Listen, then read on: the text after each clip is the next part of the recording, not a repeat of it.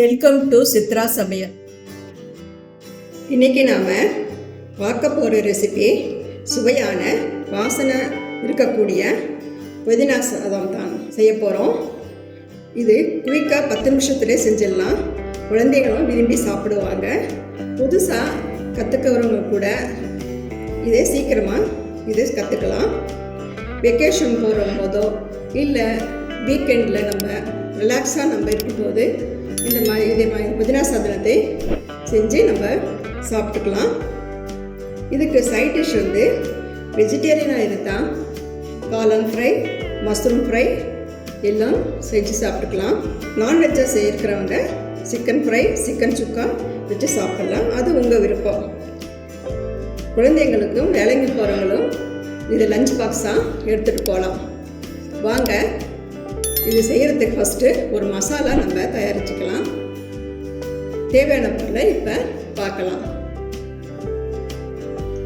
புதினா ஒரு கைப்பிடி அளவு, கொத்தமல்லி ஒரு அரை கைப்பிடி அளவு, தேங்காய் துருவல் 3 ஸ்பூன், இஞ்சி ஒரு துண்டு கட் பண்ணி வச்சுக்கிறோம், 4 பல் பூண்டு உரித்து வச்சுக்கிறோம், பச்சை மிளகாய் 3.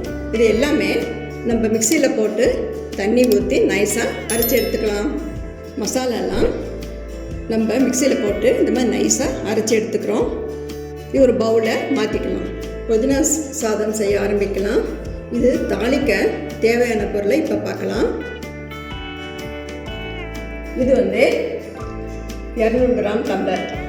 அதில் 1 டம்ளர் அரிசியை நான் பொன்னி அரிசி எடுத்துருக்கிறேன். நீங்கள் பச்சரிசி, பாசுமதி அரிசி அப்படி கூட நீங்கள் எடுத்துக்கலாம். நான் இன்றைக்கி பொன்னி அரிசி எடுத்துருக்கேன். 2 மணி நேரம் ஊற வச்சு கழுவி பவுலில் போட்டு வச்சுருக்கிறேன். வெங்காயம், பெரிய வெங்காயம் நீல வாக்கில் 2 கட் பண்ணி வச்சுருக்கிறோம். 3 கேரட் சின்னதாக கட் பண்ணி வச்சுருக்கிறோம். வேர்க்கடலை ஒரு கைப்பிடி அளவு, 2 பிரிஞ்சி இலை, பட்டை 3 துண்டு, கிராம்பு 4, ஸ்டார் 1, தக்காளி 2 நீல வாக்கில் கட் பண்ணி வச்சுருக்கிறேன், ஏலக்காய் 4, கருவேப்பிலை கொஞ்சம். வாங்க இப்போ செய்ய ஆரம்பிக்கலாம். வடைச்சட்டி வச்சுட்டோம். அதில் ஒரு 3 ஸ்பூன் ரீஃபைண்ட் ஆயில் விட்டுக்கிறேன். நீங்கள் நல்லெண்ணெய் வேணாலும் நீங்கள் ஊற்றிக்கலாம். நெய் 1 ஸ்பூன், கொஞ்சம் கரையட்டும் நெய். எண்ணெயெல்லாம் சேர்த்து அதோட சேர்த்து எண்ணெய் காஞ்சிடுச்சு, நெய்யும் கரைஞ்சிடுச்சு. இப்போ தாளிக்க ஆரம்பிக்கலாம். ஃபஸ்ட்டு பட்டை, கிராம்பு, ஸ்டார், ஏலக்காய், கருவேப்பிலை கொஞ்சம் தாளிச்சிக்கலாம். அடுப்பை நம்ம சிம்மில் தான் வச்சுக்கணும். இப்போ பிரிஞ்சி இலை, வேர்க்கடலை, வறுத்த வேர்க்கடலை எடுத்திருக்கேன், அதை போட்டுக்கலாம். கூட வெங்காயம்,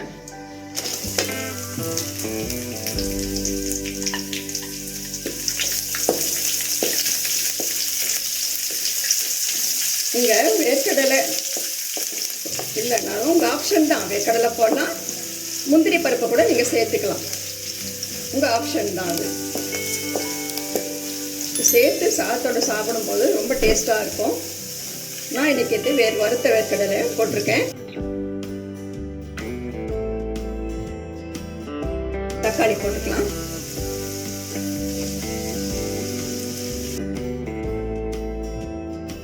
தக்காளி வெங்காயம்லாம் நல்லா வேகிறதுக்கு தேவையான உப்பு போட்டுக்கிறேன்.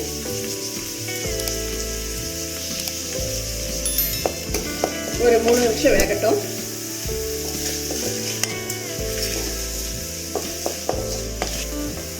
பாருங்க, தக்காளி வெங்காயம் எல்லாம் குழஞ்சி வெந்துடுச்சு.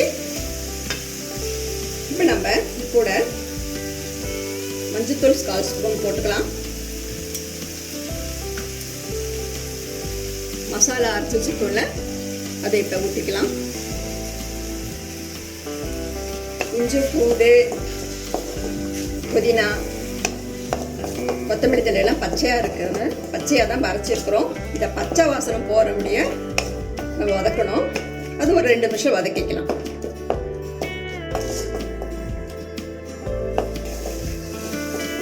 நல்லா பச்சை வாசனை போய் நல்லா கமகமன்னு வாசனையாக வந்துடுது. ரொம்ப சூப்பராக இருக்குது வாசனை. இப்போ நம்ம இதை பக்கத்தில் வச்சுட்டு ஒரு தட்டில் பரிமாறிடலாம். நம்ம 200 கிராம் அரிசி எடுத்துருக்குறோம். 3 டம்ளர் தண்ணி அது ஊற்றிக்கிறேன். இது கூட தேவையான உப்பு. நம்ம தக்காளி வெங்காயம் வதங்கிறதுக்கோசம் தான் உப்பு போட்டிருக்கோம். இப்போ சாதமெல்லாம் போட்டு செய்ய போகிறோம்ல, அதனால் இப்போ தேவையான அளவு உப்பு போட்டுக்கலாம். இது கூட கேரட்,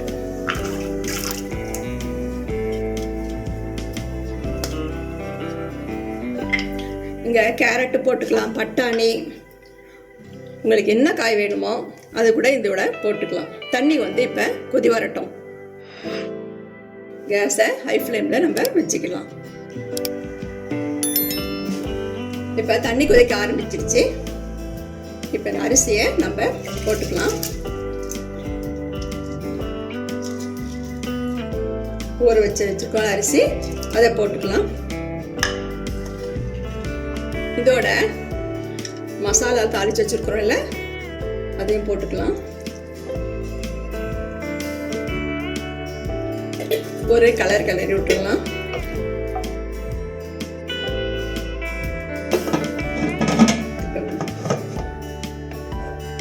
மூடி போட்டு மூடிட்டு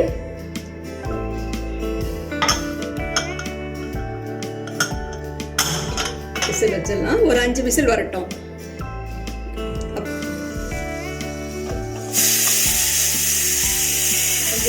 5 விசில் வந்துடுச்சு. ஆஃப் பண்ணிட்டோம் கேஸை. ஸ்டீமும் அடங்கிடுச்சு. இப்போ நம்ம திறந்து பார்க்கலாம்.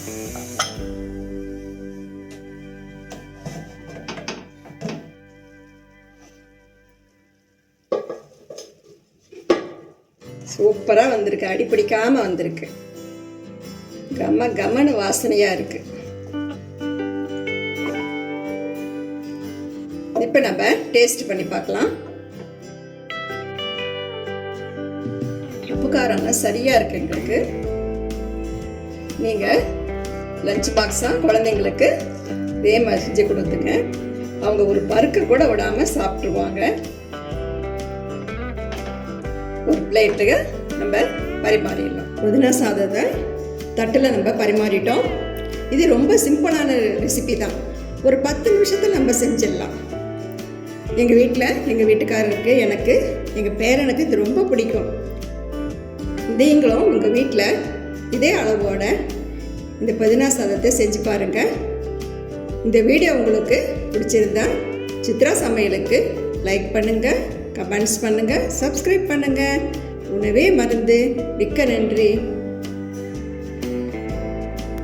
இந்த வீடியோ உங்களுக்கு பிடிச்சிருந்தா சித்ரா சமையலுக்கு லைக் பண்ணுங்க, ஷேர் பண்ணுங்க, சப்ஸ்கிரைப் பண்ணுங்க.